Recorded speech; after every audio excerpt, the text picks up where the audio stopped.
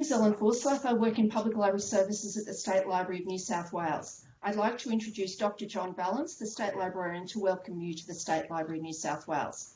Thank you, John. Thanks very much, Ellen. Thank you for putting today on. Thank you for inviting me. Ellen has also implicitly welcomed you to the State Library of New South Wales. Wonderful to have you all here. As you probably know, it's traditional for us to start events like this with an acknowledgement of the country that we're gathered on. And sometimes I think these acknowledgements are a little bit tokenistic. They're not tokenistic here. When I say that we're gathered on traditional Gadigal lands, and when I pay my respects to Gadigal elders, I'm also acknowledging the living traditions of Aboriginal Australia. And these are traditions that this institution and the Public Library Network across New South Wales are very actively involved in supporting, in nourishing and protecting. We're working at the moment on a very exciting exhibition called Living Language, which is part of a statewide project to rediscover, to recover not just words, but the actual syntax, the grammatical structure of Aboriginal languages. This will be opening in a couple of months, and a group of my colleagues have just set off for regional New South Wales only yesterday to do more preparation for that. So this acknowledgement isn't a tokenistic one. It actually goes to the heart of an important part of our project here. So really the most warm possible of welcomes to the library. Welcome to everyone who's joining us online, to our friends in the United States. It's fantastic to have you here. You may know that it's the 80th birthday of the Library Act this year. A couple of months ago, I went to bed with a copy of the Library Act, which I think probably not very many people do. I think the Library Act is arguably one of our most important pieces of civic legislation. And it really is worth, I think, you don't have to go to bed with it, but it's certainly worth reading yourselves. Because it actually sets out very, very clearly, not just the nuts and bolts of what a library service should look like, but the social obligations and the political social importance of having a free library resource that covers the whole state. It's really critically important, and I'm not just indulging in rhetorically self-indulgent bluster when I say that it's a really important piece of civic legislation, and we'll be celebrating its birthday here and in events across the state in public libraries later this year, in October, I hope. So I am absolutely focused on my statutory, moral, ethical, political obligations to support public libraries across the state. It's one of the most important parts of the duties of the library's trustees, the Library Council, and if you do read the Library Act, you'll find that it says, the Library Act says next to nothing about the State Library of New South Wales, about this institution, and has a huge amount to say about the work you do in public libraries. We had a meeting in this series a little while ago talking about the provision of fiction for readers in public libraries. Today there's a particular focus on reference and information services, and this is an area which has been really and dramatically affected by the improvements in both in online access, in internet connectivity. The NBN in regional areas has transformed people's capacity to access information and material, but we still have all sorts of challenges in alerting our readers, members of library communities across the state, to just how much stuff we have available. It's a major problem we have here at the State Library, and I know it's one of the things that we'll be focusing on today. So you'll be hearing from Ellen in a bit. You'll be hearing from other colleagues of mine. Kathleen Alexander will be down, Catherine Bryant and Andrea Kerr, on some of those information services that we offer, not just to people visiting on site, but to people who could be able to access our services online.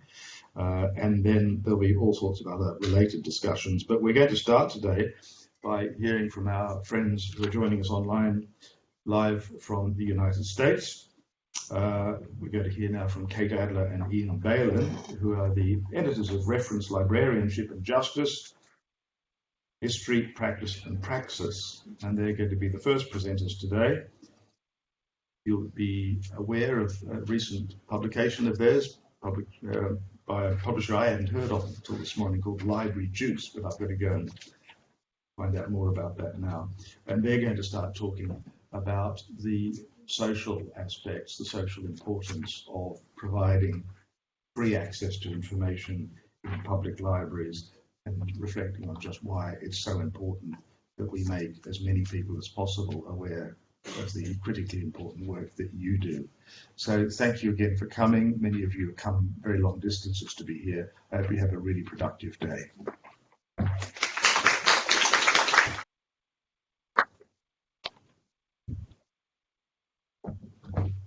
I'm just going to full screen Kate and Ian.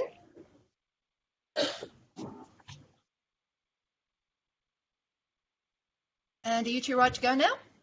Okay. Yeah, I just wanted to be You'll let us know when we're being heard. Kate, you really are going to have to speak up a lot louder. We're really struggling to hear you. Does this help? I'm turned up as much as I can turn up. Yep, getting thumbs up from the back of the room. Thank you very much. Okay. And you see us? Yes. All right. So we'll get started, I guess, right? Okay. That would be great. I'm Kate. We're good? Yep. Okay, Sorry, this is awkward because we can't see you at all. Hi, everyone. I'm Kate Adler. Hi. Oh, there you go, people. Hi. that's okay, great. Look at Hi, that. everybody. Great to see I'm you. Kate. That's Ian. So we apologize if this is a little awkward or stilted because of the movement and the computer, but we'll do our best. And we will tell you a little bit about Library Juice and a little bit about ourselves and this whole project and what it's all about. And we look forward to, I hope, hearing from you too. So thank you so much for inviting us to speak with you today. This was a surprise and it's an honor. And, you know, in the United States, there's not enough, beginning a presentation with a land acknowledgement is really a pretty rare practice still, in my experience. Queens, where I live, which is in New York City, it's part of New York City, is the traditional and unceded territory of the Metcalfe people, one of the original tribes of New York. So I'm new to an acknowledgement, and I apologize if my language is clumsy. It is so important, though, to reflect on the profundity and the specificity of settler colonialism in our places. We know that this is an important theme of your conference today. But we also want to acknowledge that here in New York City, people are displaced every day in different and also profound ways. However, a special space must be created to acknowledge the genocide of Native peoples as well as their continued presence on stolen land. Ian?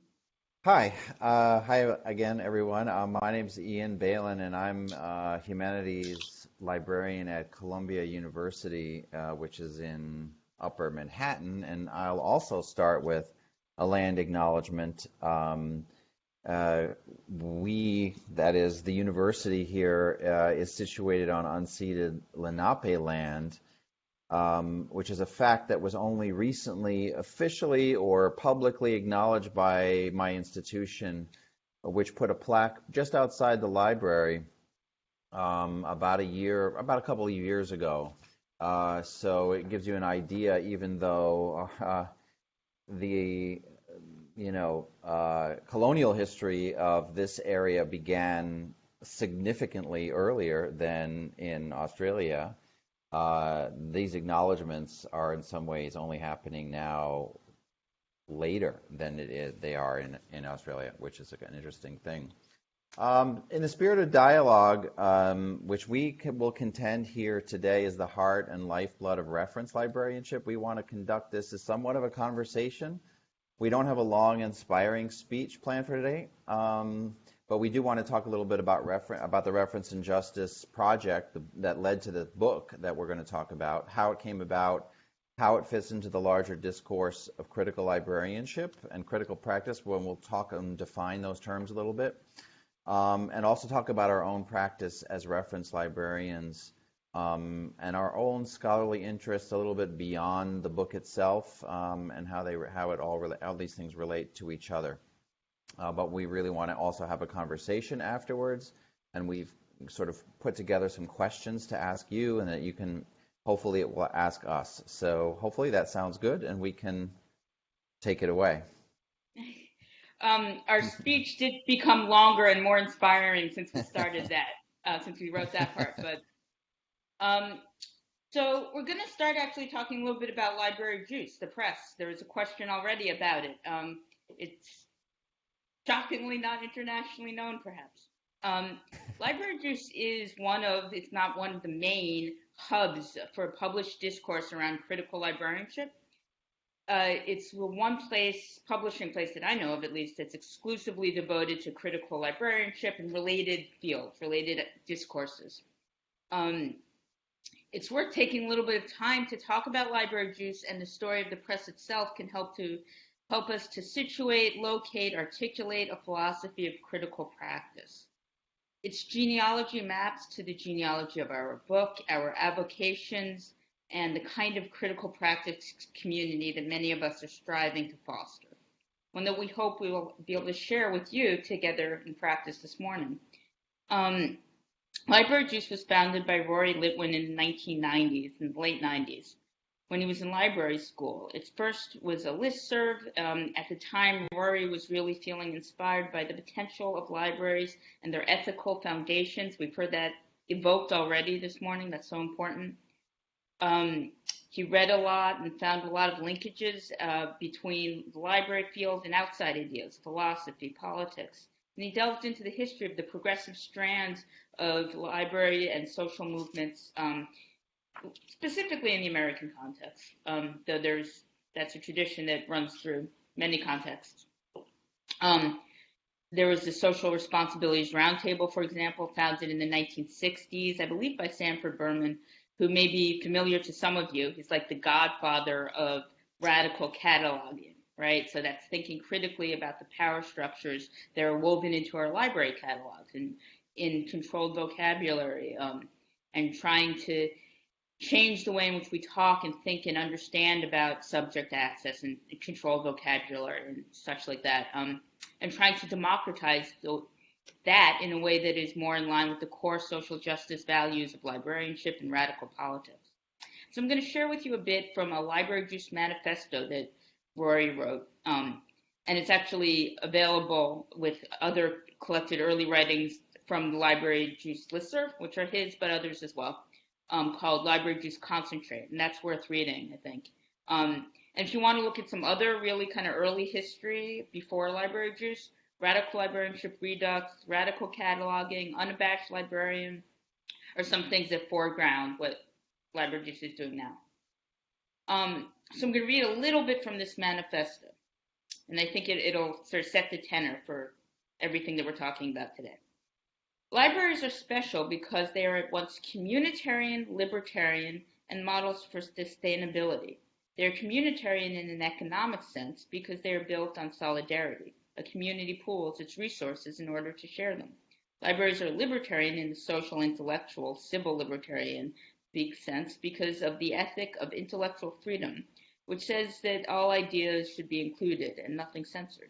The combination of economic communitarianism and social and intellectual libertarianism creates the ideal support system for a democratic society because the library provides everyone with access to ideas. In addition, libraries are models for sustainable systems. By following the borrow, don't buy ethic, libraries provide an alternative to consumerism, and an alternative to environmentally unsound overproduction and spiritually unsound overconsumption. And libraries are further exciting because they need to be changed. They tend to leave out alternative or street-level materials. There is presently a tendency towards privatization of services and functions. This was written 20 years ago. I think it's gotten worse. Libraries and library organizations need their decision-making processes more democratized. Access to local and community information in libraries needs to be improved. In general, libraries tend to depart routinely from their founding principles as they struggle for a handhold in an environment of an increasingly neoliberal political economy and an increasingly reactionary social climate, We need to advance the library paradigm of information organization, preservation, and access to freshly propagate the idea of the library in society in terms of its underlying principles, but notwithstanding their imperfections, libraries serve as a rare example of beautiful ideas actually functioning successfully in the world. This means that libraries would serve as a model for other institutions and endeavors. We need to spread the library spirit across the society and teach and let it be a model for positive change. So there are some things in that we could sort of unpack a little bit, but it's a good overall sort of spirit there. And Library Juice as a press developed out of that spirit. It was a place for thinking about librarianship and a point of view that understands it to be engaged theoretically and informed with that understands librarianship to be engaged with theoretically informed social justice practice. Also, the press is interested in the history of libraries, cataloging, and information more generally. So it's not just focused on present-day issues. One thing that's sort of cool is Library Juice encourages confidence in the voice of librarians, particularly academic librarians who are kind of sort of in a shadow in some ways of real academics, right? And we live in a world that's somewhat adjacent to real academia. But this is much easier to publish within. It's much more welcoming and inspires confidence in a different way. And that creates discourse. It's not exactly self-publishing. Indeed, there's like a lot of guidance. There's standards. There's a bit of an ethic, though, that's borrowed from do-it-yourself communities, DIY communities. So it helps to usher people into a scholarly community and a discourse. It provides contextual authority. And the press is run with some of those values of horizontal governance and a do-it-yourself ethic. There's freedom. There's independence built into the business model.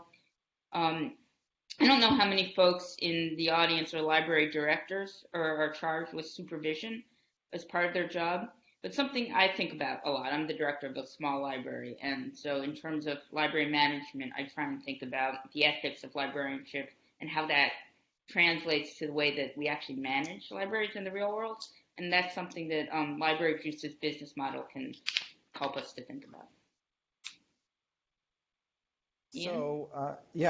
So we think of Library Juice's perspective is very much in line with critical librarianship's desire to make our practices as libraries align with our ideals. More generally, it encourages us to think about everything we do, especially the ways in which our actions and practices affect both the people with whom we come into contact, in our case, students, faculty, staff, general public as patrons, and the communities who support us and who we serve.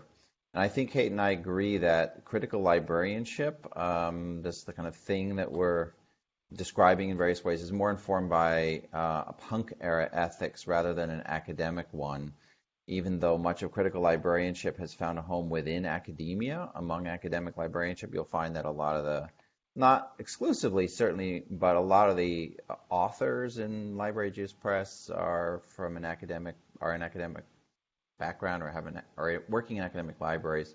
But there's a strong public libraries perspective, particularly the historical one, that's also present in the press. And I just wanted to make a final point about the orientation of the press, which we're going on quite a long time about.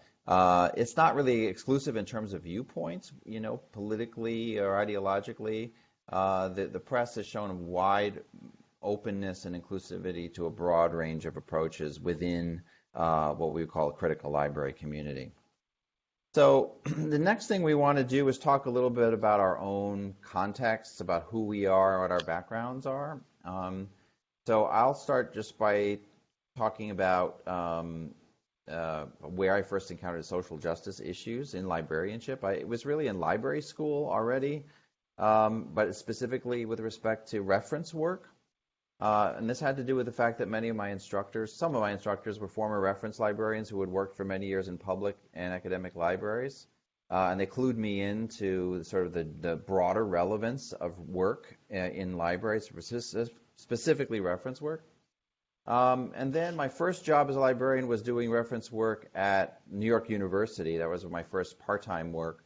And I came to regard doing reference as the heart of librarianship, at least for as far as my own career was concerned. But I only really found a community of librarianship or critical librarianship and reference once I started my first full-time position at the City University of New York, which is a very large public university system. And I worked at a college called New York City College of Technology in Brooklyn. And it was there where I first worked alongside many like-minded librarians and became involved in labor issues, specifically through union work there. And it's also where I was clued into social media and library Twitter, and specifically the CritLib community. I know there are a lot of Australian librarians who are involved in CritLib. That, in fact, I follow and am followed by a lot of Australian librarians, and I sort of became aware of Australian librarianship through Twitter and through CritLib, the hashtag. For the past 4 years, I've been at Columbia University, which is a very different institution from CUNY. It's a private institution in the Ivy League. And my position is different here. I'm a subject librarian and liaison with various departments. So as such, I have a lot less reference and instruction work than I used to. And that made me much more aware of how reference work can be devalued and underappreciated in an academic library context. And that set the stage for working on this project, the Reference Librarianship and Justice, which is really built on the premise that reference work, reference librarianship is important no matter what the library context is. So a bit about my context. I think in many ways I came to librarianship through a lot of this sort of values stuff that we were just talking about in terms of library juice. I groped my way towards librarianship like many of us do. I worked in bookstores and I worked in social work contexts. And I found that librarianship gave me some of the same satisfaction that social work did, but with more intellectual breathing room for me personally. And, you know, I was glad to find something that really mapped to my values and to my temperament. And I got involved with Radical Reference, which was a group that I think has spots all around, chapters all around. Started in 2004 here in New York to protest in the wake of the protests of the Republican National Convention when George Bush was running, George Bush the third time, and to provide reference for people who were protesting that. And then I got involved with CritLib, and my goal was really always to get into reference because I agreed that it is to me the heart and the intellectual meat of librarianship. Though I actually started kind of in catalog and at a museum, the Frick Museum. But later I came to the school where now I am, which is a private, not-for-profit school, but that has very much a community college population and a really interesting history that's actually informed a lot of the kind of scholarly work that I'm interested in.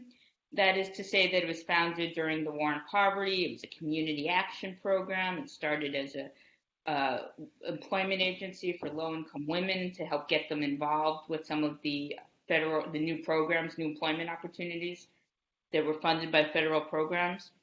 And in that practice, in developing that organization, the woman who founded it kind of saw a larger need for a sort of a larger pedagogical need. And really, we don't call it praxis, but it really is very much about marrying theory with practice.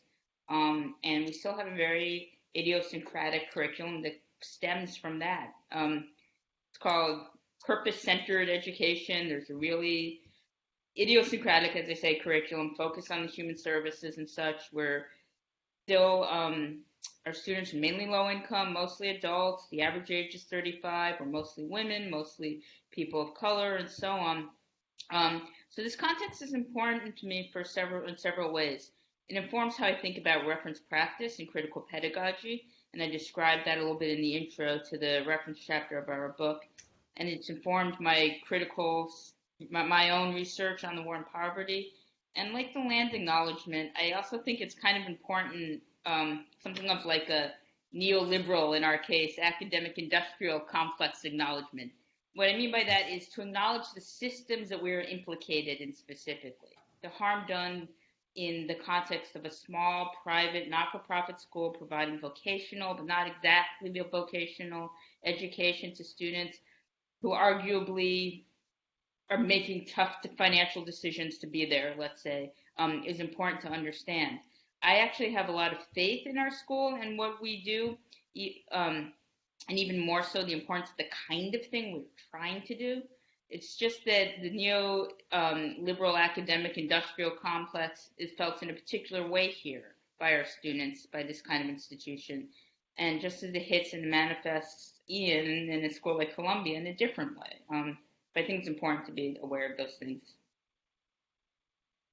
So I'm now going to say a little bit about what we mean or what we think of as critical reference work, because that's kind of like the frame for our book. And I'd say in the widest sense, it's a conscious situating of reference work within the larger context in which the library operates and exists. And this can entail several things, and I'm going to list 4, I think, main things about what that entails. One is trying to be aware of and sensitive to the power relationship between oneself and patron. What is our relationship in the larger world? That is me and the patron who's coming to me. What are the roles of the institutions in which we are having the reference discussions? What biases may I bring to this interaction? What assumptions might I have? Likewise, what assumptions and biases, both positive and negative, might the patron have toward me and toward the library? What experiences might the patron have had previous to this that may have led them here, or the opposite, made them tentative about coming here? And these are all things that sort of we think about in the context of the reference situation. I won't say reference desk because we don't all have reference desks, but places where reference is happening. The second one is to try to bring a critical perspective to bear on the reference discussion, reference conversation. This means asking many questions, as usual, of course, but also trying to see how the patron fits the topic that they're looking at within larger questions and discussions of history, society, and politics. And that's not always, of course, easy, because sometimes a reference question is very, very concrete and very specific, like they need a specific information. I had a reference question today from a patron who simply wanted to know how to spell somebody's name. So I don't know how there might be an intervention in that situation that brings in larger political or social context. But in my experience, there's a surprisingly large number of opportunities for such discussions or references or enlightenment, you might say, during a reference interview. The third is bringing reference directly to various struggles. This often means doing reference work on site, outside the library, where activism is happening, or where there is a reference need and the patron is unable to go to a library. So reference for incarcerated people is a good example of that, and it's an example that we have several chapters in our book about. It's a big field of activity among many different librarians, not only in the United States, especially because incarcerated populations have very, very limited access to information. And this is something that librarians have been struggling for a long time to try to remedy. Another example of this is the library at Occupy Wall Street, which you may have read about or know about. It was sort of a spontaneous library, but it was also basically a reference desk. And many librarians in the New York area worked sort of second job at the library at Occupy Wall Street. So these are a couple of examples. We have other historical and current day examples of this type of thing in our book. The fourth one is that reference is position and space specific.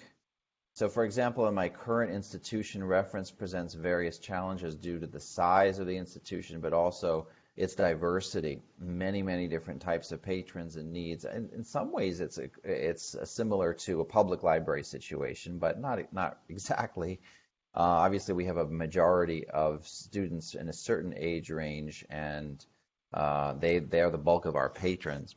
But the question is how to create a system to respond to all of them well.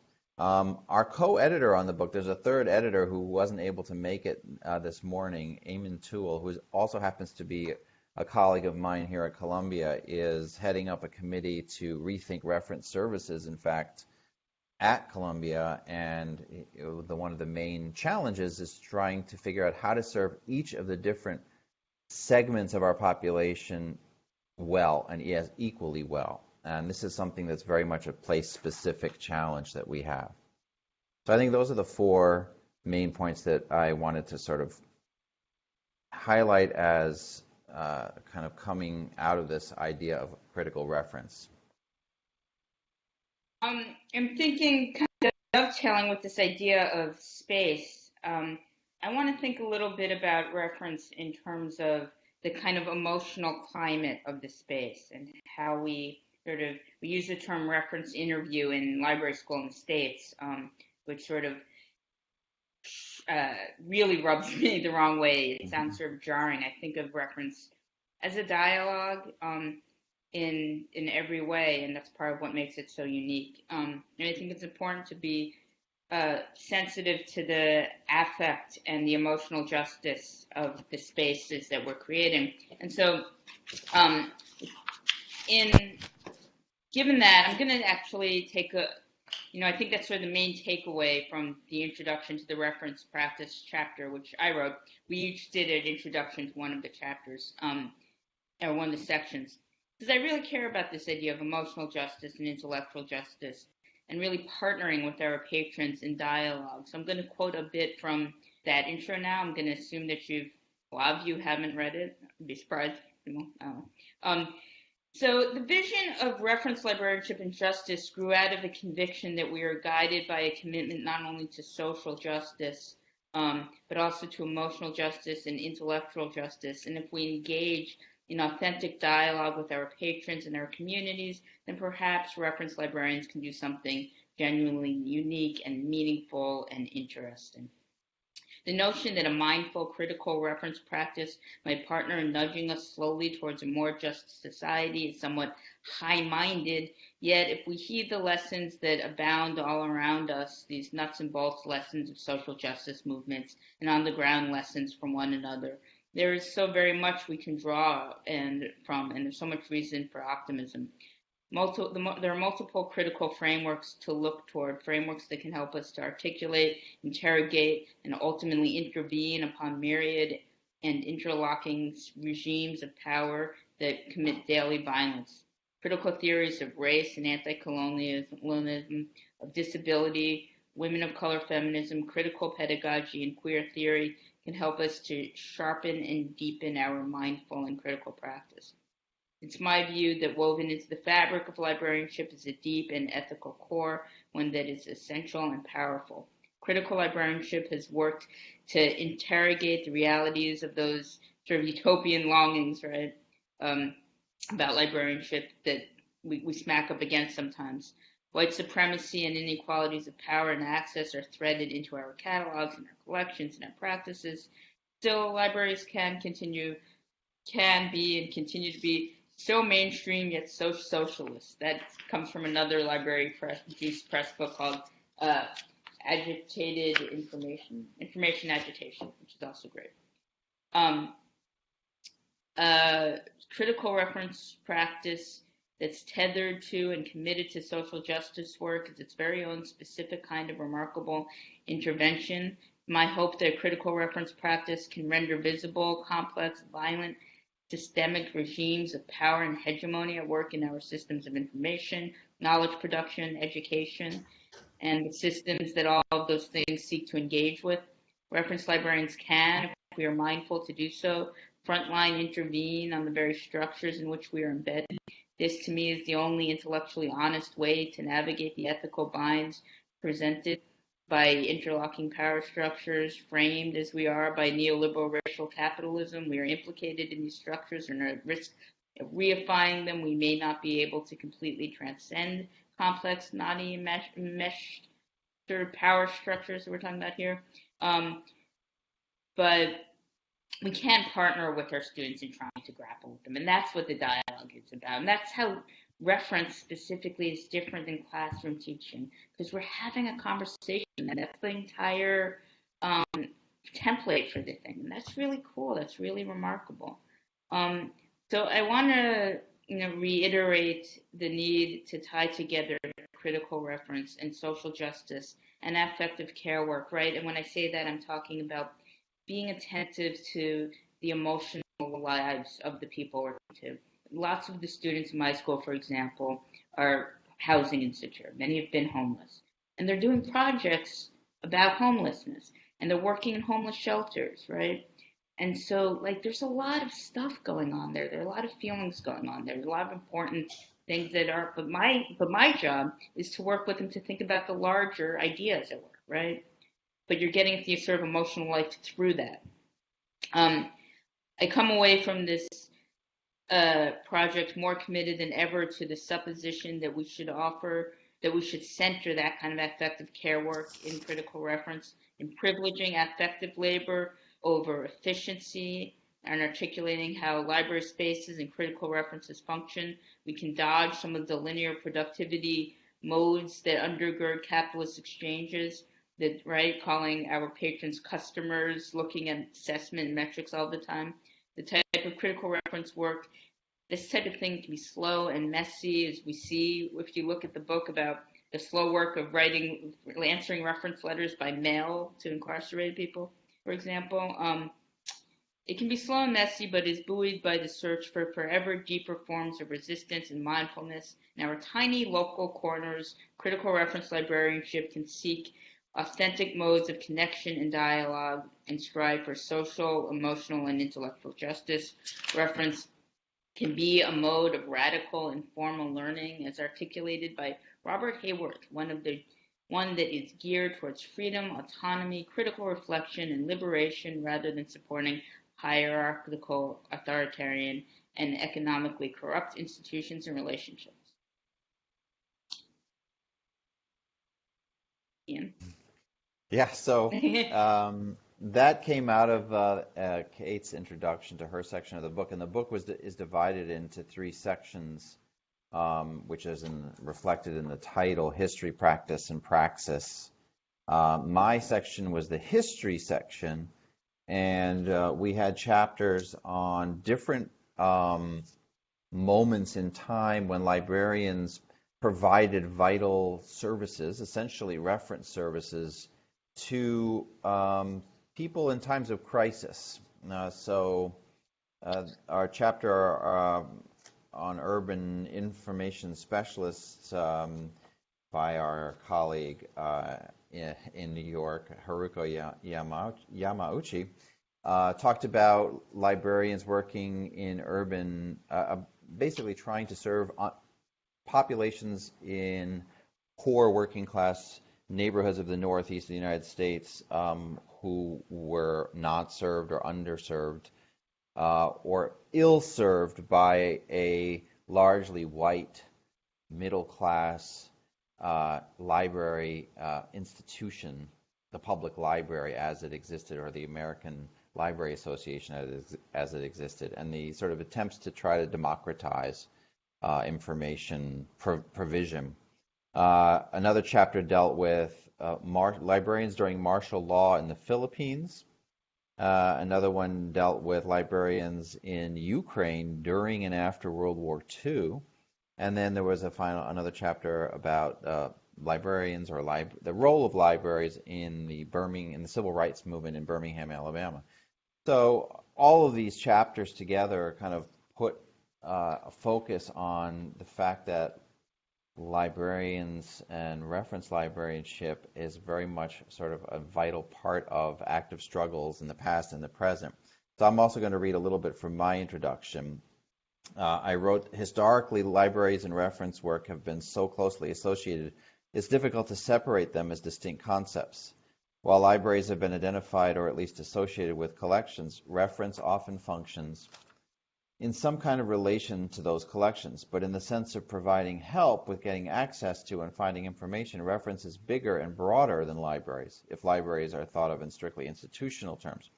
Reference can be conducted without the aid of a library or outside of a library, and it can be and often is conducted by someone other than a professionally trained librarian. In this sense, reference is perennial and permanent, wholly independent of libraries, and lasting as long as there is need for access to information. What this section highlights is the specific role that library reference and library reference workers, or librarians, play in the struggle for justice. The chapters focus on moments of political and social crisis and the vital roles that library and archive workers played in providing information services during these crises. They demonstrate the critical importance of reference work under such conditions, but they also show how the lessons learned from these experiences inform everyday reference work, particularly in the state of permanent crisis in which we find ourselves in 2018, when that was published, now 2019. Just another thing to add in terms of my own work, I mentioned, well, actually I didn't mention that I'm a historian by training. Before I became a librarian, I was a historian of modern Germany, and I've always been interested in information issues from a historical perspective. And when I became a librarian, I became more curious about the roles of libraries and librarians specifically in German history. And I embarked upon a project, which is still in its very early stages, that focuses on careers of academic librarians in Germany in the mid-20th century in an attempt to trace and map the ways that librarians resisted, supported, or evaded successive regimes that sought to control, suppress, and supplant information of various types. I'm trying to understand what sorts of options were available to librarians who might have tried to save materials from confiscation or destruction following the Nazi seizure of power, for example. So these are some of the issues that are dealt with in that section of the book that our contributors wrote about, and some things that I'm also interested in as well in my own work. So I'm going to talk a little bit about some of what I'm currently working on, and it maps to everything we've been talking about so far, and then we're going to turn it over, we hope, for some discussion. Ian and I actually presented on a panel several years ago at the CAPL conference in Canada.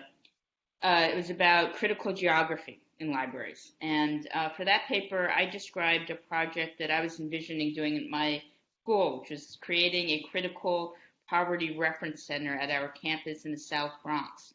And at the time I've been imagining, and still am imagining, kind of an interdisciplinary project that looks at that engages critically with with poverty as a both in material sense and in a representational sense, thinking about the concept of poverty, the kind of cultural work that it does. And so, additionally, galvanized by that and by MCNY's origin story, which I talked a little bit about, MCNY is the college where I work. I don't know if I said that. I found myself thinking and reading a lot about the war on poverty. And Hiroko, whose piece opens the book, and Ian just referenced, was talking exactly about that. Really interesting stuff about work done by library students during the war on poverty. And so she and I worked together actually to explore other programs of the time, and we did a conference presentation about that.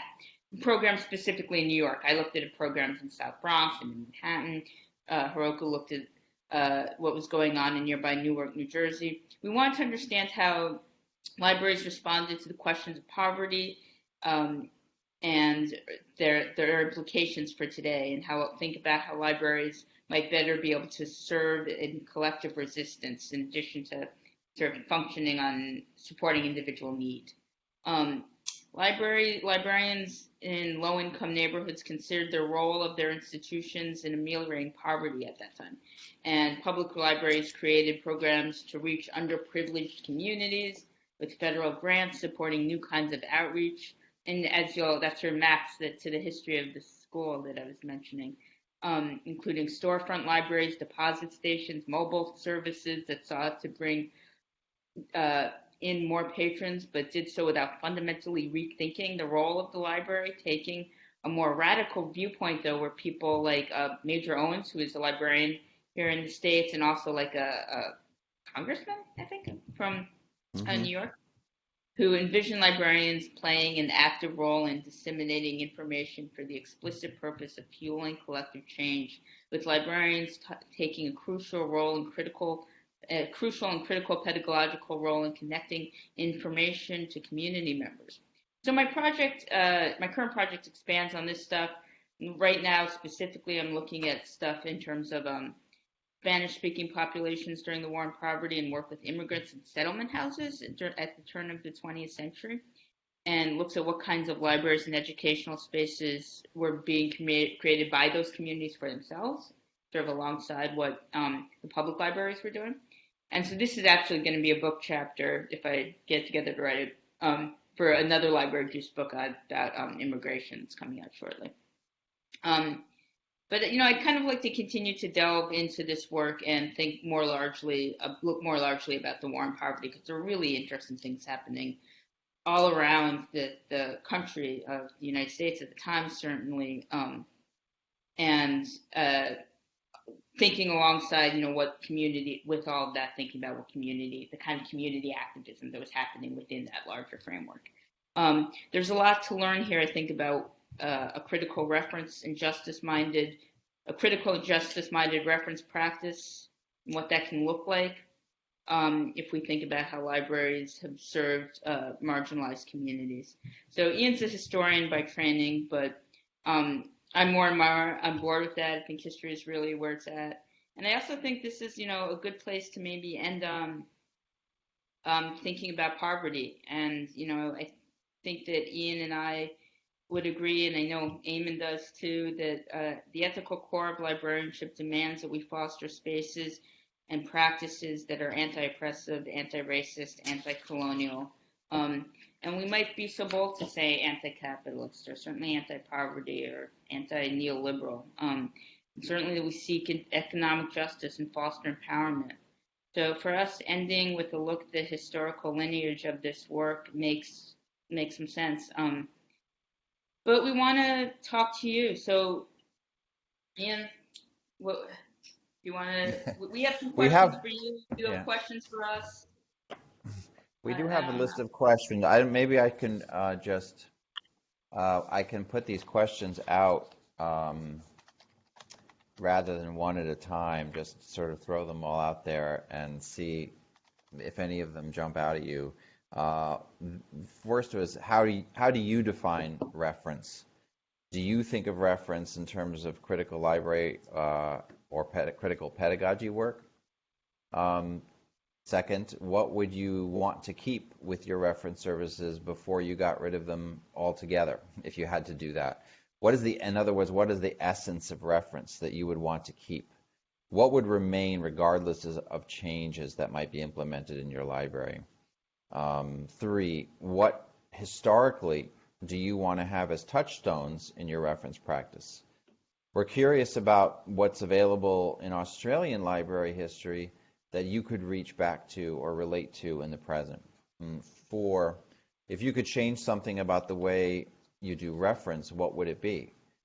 How would you like people to think about reference at your library or archive? 5, in creating a space for reference work, how can we put aside for a moment the push for quantification and proving value? What would we do if there were no constraints? A reference desk, that would be something actively sought out. What would you do to create that? 7, there was less, is this a question? Maybe not. The last one, yes. A reference can be seen as intimidating. Why? If it's supposed to be inviting and easy to approach, why is it often not for our patrons? Is it the problem with the desk, or are there other problems? So those are basically the ones we wanted to pose to you. We'd love to have questions from you, certainly. So Thank you. So maybe those questions that we pose to you, you can respond to them or not. You can just sort of have them know about your mind. And maybe if we could have them one by one, because I noticed a lot of people taking a lot of notes. So maybe if we could go back to question 1, and I've asked those who are online, put in their comments by chat. In the room, we'll either get people coming up to the microphone or I do have a roving mic. But if I'm doing that, I'll need someone else keeping an eye on chat. And yeah. So what was it? So do you mind going back to the first question, please? Just because I think it was a lot for people to take in all at once, much as I thought all the questions were really interesting. Okay. And again, feel free not to respond to the question. Yeah, but maybe if we go question 1, see what the responses are, then question 2, just because it was a lot to take in a short period of time. Yeah, the first one was, how do you define reference? It's kind of a two-part question. How do you define reference, and do you think of it in terms of critical library or critical pedagogical terms? However you might understand that. Anyone want to respond? And that's anyone online or in the room. Oh, seriously. I was going to say, you provide this service. How do you think about it? Sorry, personally, I think of it as it's the interaction with the customer or the patron. It's the interaction with them. It's all about helping them.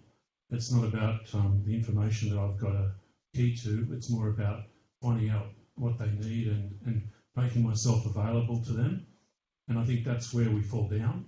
We don't reach out enough. We have that desk and we don't rove enough. We're not making ourselves available to people to let them know that we're there to help. It's about help. It's about saying, hey, I can help you. Do you need a hand? That's what it is for me. But okay.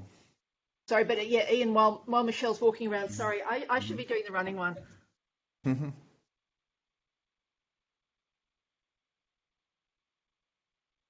I feel like sometimes, even if people don't have a question, to me, it's important to ask people about their lives and their stories, and I find out I'm always recycling stories that I've heard, even day to day, and connecting them to other people's stories. And yeah, I don't know, I just find, that's a big benefit to me, but I think it benefits other people as well, because sometimes people don't realise how amazing their stories are, and yeah, our kind of community incorporates other people, I suppose, that are newer to communities and things, to listen to where they've been and what they've been through.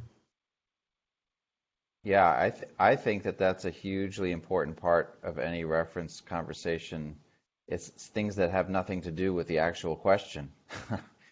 And there's a lot of time taken up. And maybe, I don't know how it is in your libraries, but there's always a sense of time pressure, I feel. Like you're not supposed to be wasting time talking about things that aren't pertinent, but I think that they actually are pertinent. Part of the idea that, we're sort of talking about pushing back against efficiency, right? And that model that's sort of customer servicey, wherein time is a precious commodity, right? As opposed to, and that's what affective space can be, is being open to not judging things based on efficiency and stuff. And that's hard to do in the context of a job with realities sometimes. But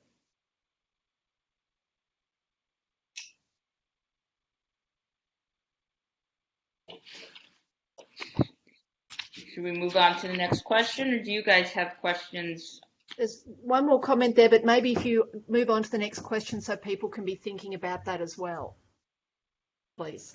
Hi, I'm Shazia, and there was a comment where desk is a problem. I don't think desk is a problem. I think it's an attitude and behavior or body language. If we are on the desk, doesn't matter, desk is we are behind the desk. If we are welcoming and asking and smiling and make them, comfortable, so there is no, there's no hinder the desk or anything. It's the body language and your attitude. Librarian is, I'm here to help you. How are you? To start conversation and make them on ease. Thank you.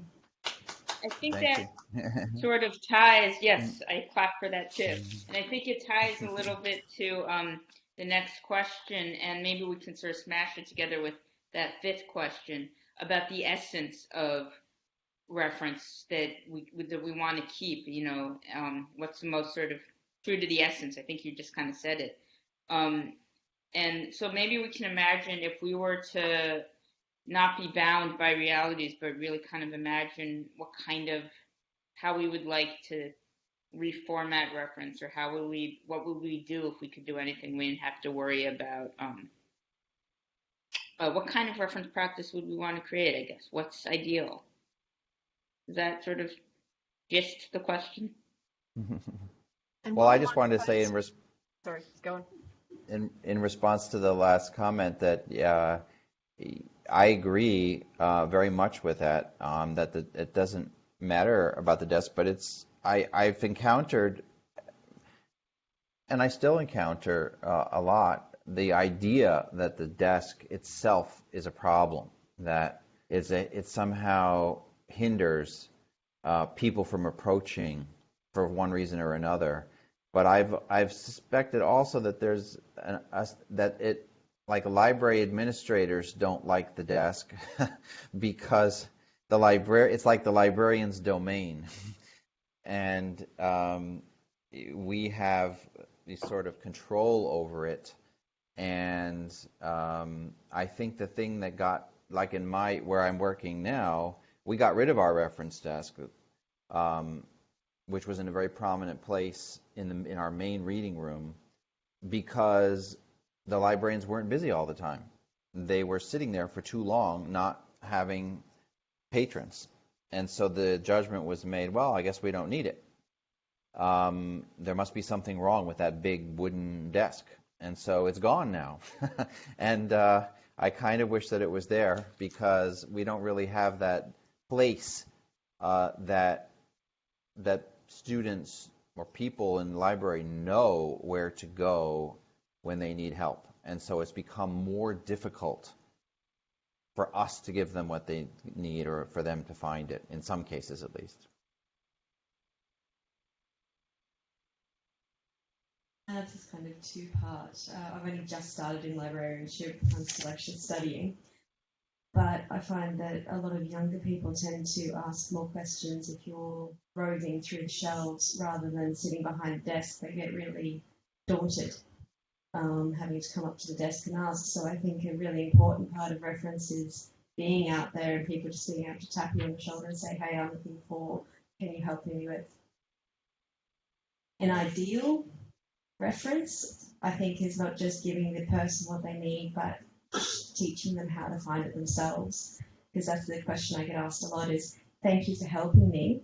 How can I find this next time without having to ask you? And I think the age of interconnectivity and Web 2.0 and everything else we have, it's more about helping people find the right information so that they can find it, and giving them the tools so that they can find it again for themselves. And oftentimes constraints don't allow us to do that. But if we lived in a beautiful world where there were no time constraints and deficiencies, we could do that for people so they can take that knowledge out into the world and find their information the next time. Absolutely. And I think, something that's important to me at a college, and I know Eamon's also thinking about this, is the reference is not separate from information literacy, right? I think of it as part of our instruction program. And that is teaching transferable skills, right? So it's just another site of that teaching. But particularly, one thing I like about the desk, maybe in roving, but in the image of a desk, where if it's not an intimidating one and you're really just sitting next to somebody, that's a different kind of a format than if you're at the top of it, in a classroom. It's more seminary, I guess, but you're talking to an individual, and yet you're trying to teach in the way that exactly what you're saying about teaching those skills that are going to be transferable, not just to finding the thing the next time, but to kind of like how to think about it, right? This is Ellen. I also think an ideal reference is wherever you are, so that I could be, I don't know, at the sale yards looking at stock and deciding what cattle I'm buying, and maybe easily able to connect to the library for some medicinal information, because maybe it's a different kind of cow or sheep that I haven't come across before, and maybe it's an impulse buy. Or, I don't know, I'm sure some of them do impulse buys at the sale yards. But wherever I am, that I can actually connect to the library, and also whenever. It's not just library opening hours. It is restrictive on me when I might be having a really fabulous time looking at online digitized resources and I get stuck. Or, I can get stuck during library opening hours and contact the library and say, how do I do this?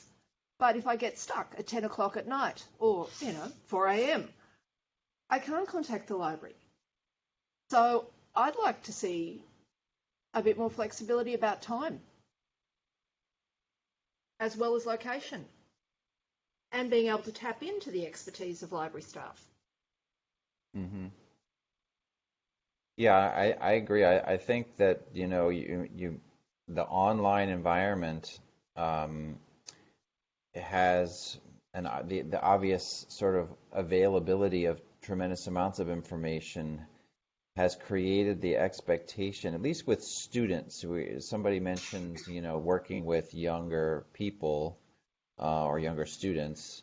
At least the students that I've encountered, to a good degree, are sometimes embarrassed that they don't know how to find something, because they feel like, well, everything is on the internet or everything is out there. I should be able to find it on my own. And there's this feeling like, why I feel bad that I have to ask a librarian about this. I should have been able to find this on my own. And so I feel like the more ways that we can make them feel that it's not something, it's actually not a defect, it's actually built into the system. And this is again where critical librarianship comes into play, because the internet and Google create the illusion that information is easily available, but it's actually not. And in many ways, the way the internet is constructed is designed to make quality information, truthful information, however you want to put it, good research, etc., knowledge about certain things, more difficult to find, particularly for communities that are underserved, whose identities are not represented in mainstream media, things like this. That's area where librarians have a huge role in surfacing all this information that is otherwise hidden or difficult to find, and just getting the patron, the person, to understand that or feel, really it's about feeling this kind of trust that we can do that for them is really the challenge. I think, am I right, Ellen, that we have about 5 more minutes? No, 15. I'm wondering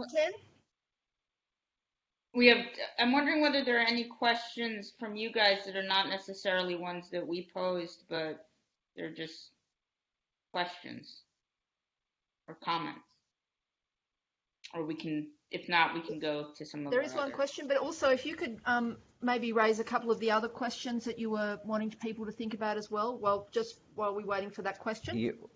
Yeah, well, I wanted to reiterate the question of historically, what are your touchstones for reference practice, things that are specific to the Australian context, perhaps, that are of significance in terms of providing reference services in your own practice.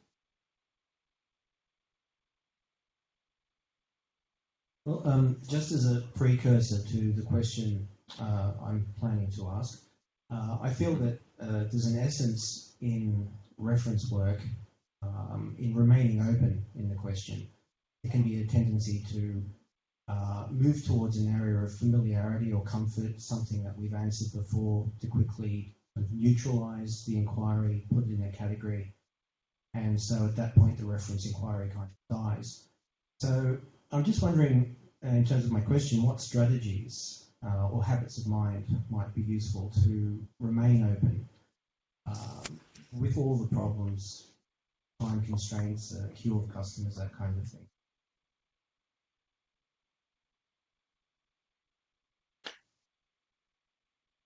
I mean, I think I had a brief stint at social work school before at Columbia, wherein I was a library work study student and preferred that, I think.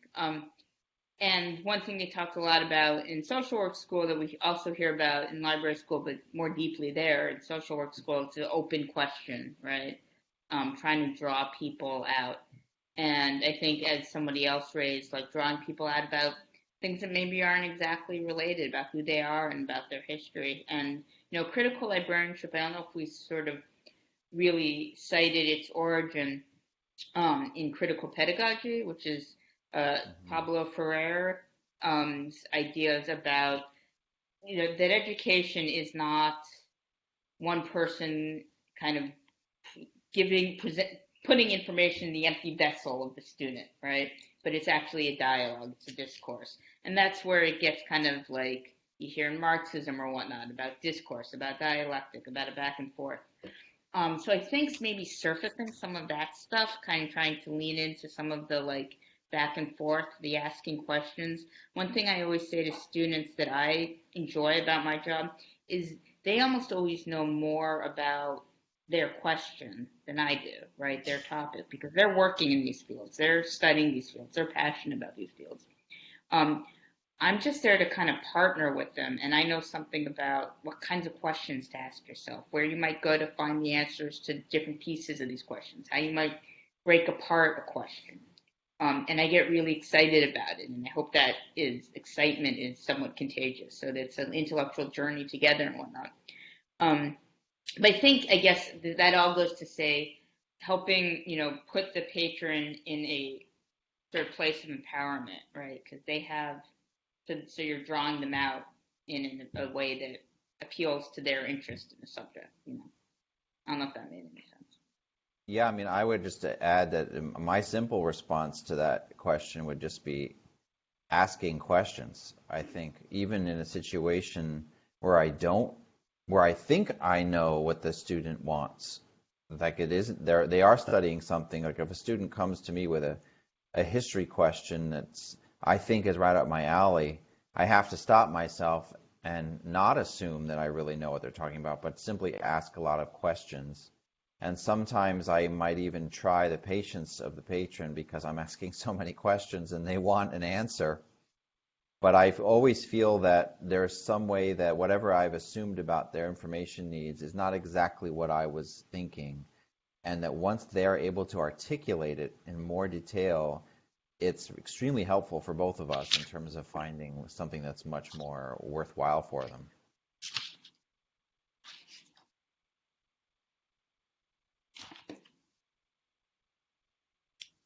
Okay, there were a couple more questions you wanted people to think about, because I think you stumped people with what was the particularly Australian aspect of reference, because we might be also ingrained in it that we're not thinking about what is the particularly Australian aspect. So that might be one that people have to get back to.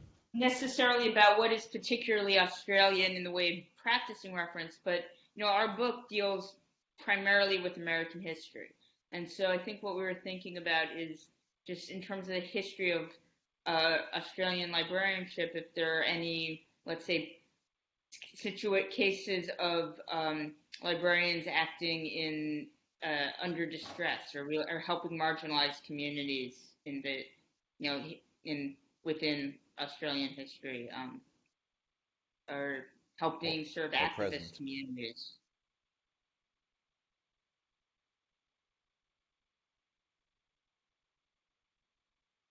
A lot of shrugging in silence seems to be the response. I think I'm going to have to say, what's the next question? Well, I'm going to push that a little bit further, and then you can continue to shrug in silence.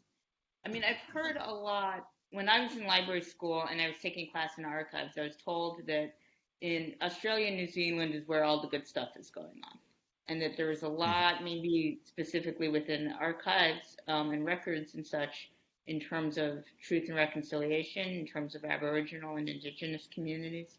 And there was a lot of work going on there. Is that something that is adjacent to any of the things that you guys do? There is a lot going on in the records field. This is Ellen again. And I'm only know this because I'm doing a part-time degree, and so I've been looking for social justice in library reading, and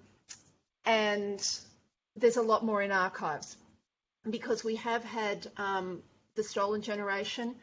There's also been a Royal Commission into institutionalised, I'm going to get the name wrong, abuse of children. And so there's a lot of documentation that's been lost. And lost is in inverted commas because maybe it was lost, maybe it was destroyed over the years, but there's still some records around. And so there's particular work being done around sensitivity in connecting people to these records of their own past. Because even if you know your own history, some of this can be really confrontational. So there seems to be some excellent work taking place in particularly small institutional archives, but also some sort of state and federal ones around those issues of people who've had these really horrible things happen to them and how that connects to particular documentary evidence. And also, helpful hints so that the archivists working with the documents work also appropriately with the people who are viewing their own part of their own life history, or in some instances their family's life history. But I think that's... Sorry. Go ahead. No, go. And then that's to reference too, right? Like when you're talking to somebody who is asking questions about not school papers, but high stakes stuff about finding housing or something.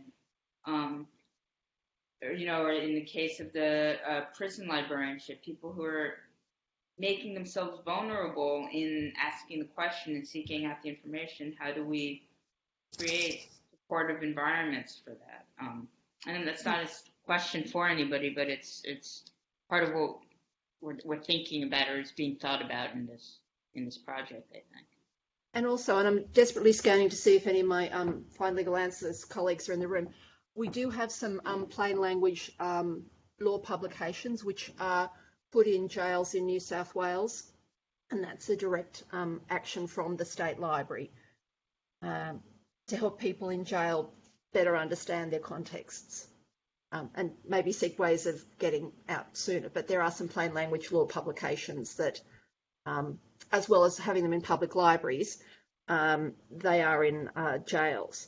But that could be a different way of thinking about some of your Find Legal Answers kits in the public libraries, and even the drug info information as well, is that how to get some of that more out and about to the communities. And some libraries have been doing some partnerships with their local courthouses or their local police stations, but maybe that's a greater opportunity for doing outreach to get those resources into the hands of people who need them at their time of crisis. Got a question up the back or a comment?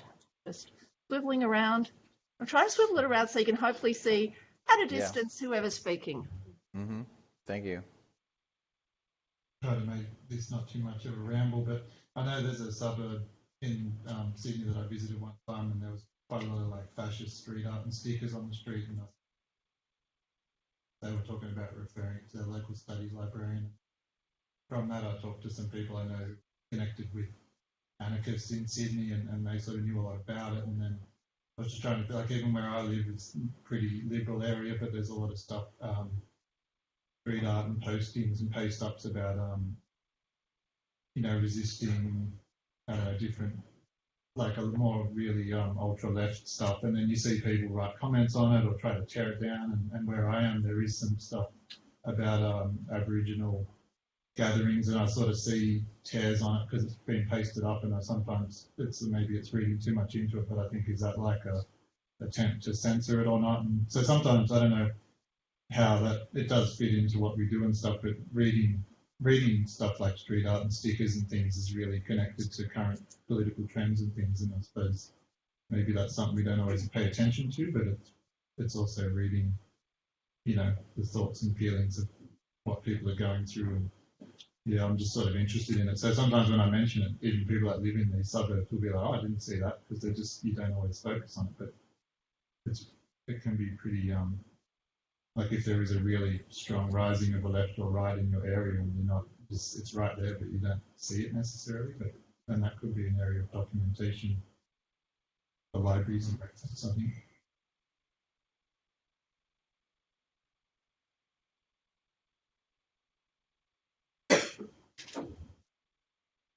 Yeah, I mean, I think that's a good example of just responding to what's going on in your immediate, environment outside the library and connecting it in some way to what you're doing in the library. Even if it's not direct, there's some kind of recognition about what's going on.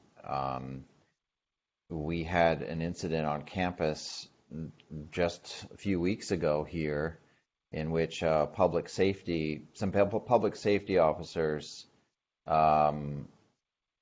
roughed up a student who had gone to the library, one of the libraries on campus, not mine, at a late hour, and he's a student of color, African American student, who was basically harassed, and they demanded him to prove that he was a student, and somebody caught it on film or with their phone and filmed it, and it's been a major problem on campus. A lot of students have been upset about it. A lot of faculty and staff have been upset about it because it's basically a case of racial profiling. And the libraries had a role because the student was trying to go to the library. And also, we have public safety in the library. Our libraries are not open to the public. You have to show an ID, and there's a public safety officer who checks the IDs and stops people if they can't come in. So all of a sudden, this issue having to do with racial profiling has a direct relevance to what we're doing in the library. Even though it's not coming to the reference desk, it's something that is sort of on the radar in a very close way. So I feel like there's always things like that happening that somehow affect the way that we're interacting with patrons at the reference desk, writ large. And sort of connecting in some ways from that to Ellen's previous point or question about legal services helping people in jails to understand their context. So too, we're working with, I think, our patrons to understand our mutual context, the different contexts, whatever they may be. So, understanding racism, understanding systematic power imbalances, and all of those things. When we think about information, we're sort of trying to push at the cage a little bit, and that's what you do when that's what happens in the classroom if the classroom is good. And I hope that that's what happens in the context of library space, and kind of, if you think of the reference desk, quote unquote, as the heart of the pedagogical piece of that library space, that we're having some tools to think critically about these contexts and maybe sort of break the fourth wall sometimes a little bit, if that makes sense.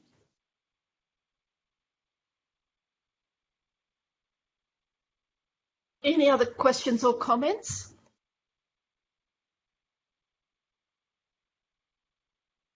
Would you be able to provide me with a copy of those questions to send out to people after today to think about? Sure. No problem. I think that would be a helpful thing for, people to go away and think about. Mm-hmm. Sure. Thank you, guys. So if you have any questions to us afterwards, you can send them to us or forward us through Ellen, and we'll be happy to answer. Yeah, absolutely. Thank you so guys, much. It's the morning. That's so crazy. It's the nighttime here. And I appreciate for doing this sort of so much at the end of a day of work too. Yes. But it's the day before, so you guys, I guess we're up earlier than you, or whatever. Exactly. Time travel is brilliant, isn't it? Thank you so much. I think you've given us a lot to go away and think about. But thank you so much for your time this morning, this evening. Thank you.